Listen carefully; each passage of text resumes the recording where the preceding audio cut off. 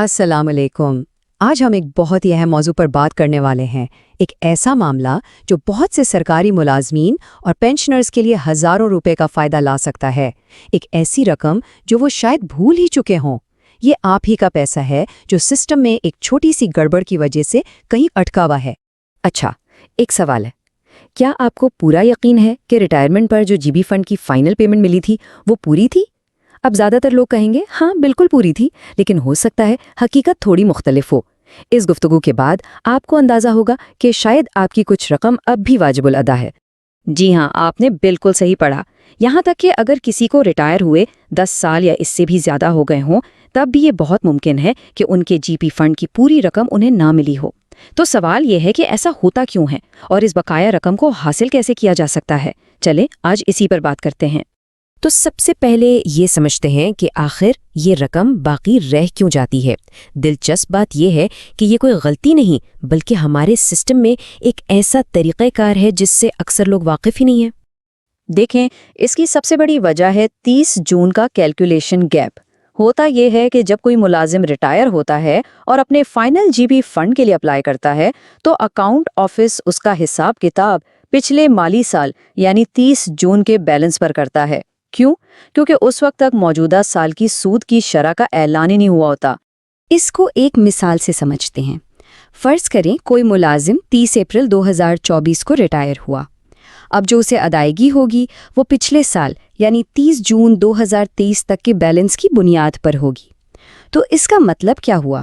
اس کا سیدھا مطلب یہ ہے کہ جولائی 2023 سے لے کر اپریل 2024 تک کے جو 10 مہینے ہیں ان کا حساب کتاب تو پہلی ادائیگی میں ہوا ہی نہیں۔ چلیں اب ایک مثال سے دیکھتے ہیں کہ یہ رقم اصل میں کتنی بن سکتی ہے، اور آپ دیکھیں گے کہ یہ کوئی چھوٹی موٹی رقم نہیں ہے۔ مان لیجئے کہ ایک آفیسر کا ماہانہ جی پی ایف فنڈ 3900 روپیز کرتا ہے۔ ظاہر ہے یہ رقم ہے کسی کی الگ الگ ہوگی، لیکن ہم اسے ایک مثال کے طور پر لے رہے ہیں۔ اور جیسا کہ ہم نے پہلے دیکھا، اس کیلکولیشن گیپ کی وجہ سے 10 مہینوں کی کٹوتی پہلی فائنل پیمنٹ میں شامل نہیں ہوئی۔ تو سیدھا سا حساب ہے 10 مہینے ضرب 3900 روپے، یہ بن گئے 39,000 روپیز۔ یہ تو ہو گئی وہ اصل رقم جو کٹی تو ضرور لیکن ملی نہیں۔ لیکن ٹھہریے، کہانی یہاں ختم نہیں ہوتی۔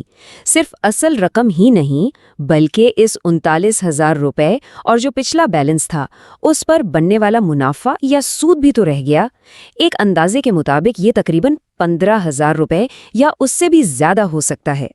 تو کل ملا کر یہ تقریباً 45,000 روپیز سے بھی زیادہ کی رقم بن گئی۔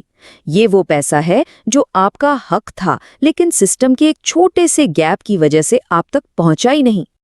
اچھا جی، تو اب آتے ہیں سب سے ضروری سوال پر، یہ رقم واپس کیسے حاصل کی جائے؟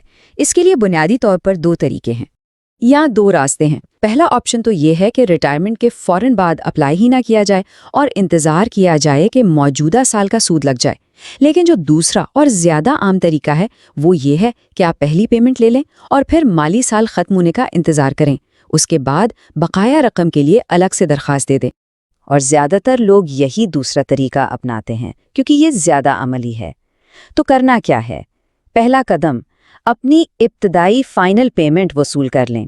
دوسرا قدم، 30 جون گزرنے کا انتظار کریں تاکہ موجودہ مالی سال کا سود فائنل ہو جائے۔ اور تیسرا قدم، اکاؤنٹ آفس میں ایک نئی سادہ سی درخواست جمع کرا دیں کہ میری بقایا رقم ادا کی جائے، بس۔ اب ایک بہت ہی ضروری بات، یہ سمجھنا اہم ہے کہ یہ آپ کا حق ہے، یہ کوئی خیرات یا سرکاری گرانٹ نہیں ہے۔ چلیں اس حوالے سے اپنے حقوق کو جان لیتے ہیں۔ سب سے پہلی بات، یہ پیسہ آپ کا ہے، اسے کلیم کرنے کی کوئی آخری تاریخ یا ٹائم لمٹ نہیں ہے، چاہے آپ کو ریٹائر ہوئے 20 سال ہی کیوں نہ ہو گئے ہوں۔ اور دوسری بات، اکاؤنٹ آفس قانونی طور پر یہ رقم ادا کرنے کا پابند ہے، یہ آپ کی محنت کی کمائی ہے۔ لیکن سوال یہ پیدا ہوتا ہے کہ اگر اکاؤنٹ آفس والے تعاون نہ کریں یا ٹال مٹول سے کام لیں تو پھر کیا کیا جائے؟ تو گھبرانے کی کوئی بات نہیں، اس کا بھی ایک بہت مؤثر حل موجود ہے۔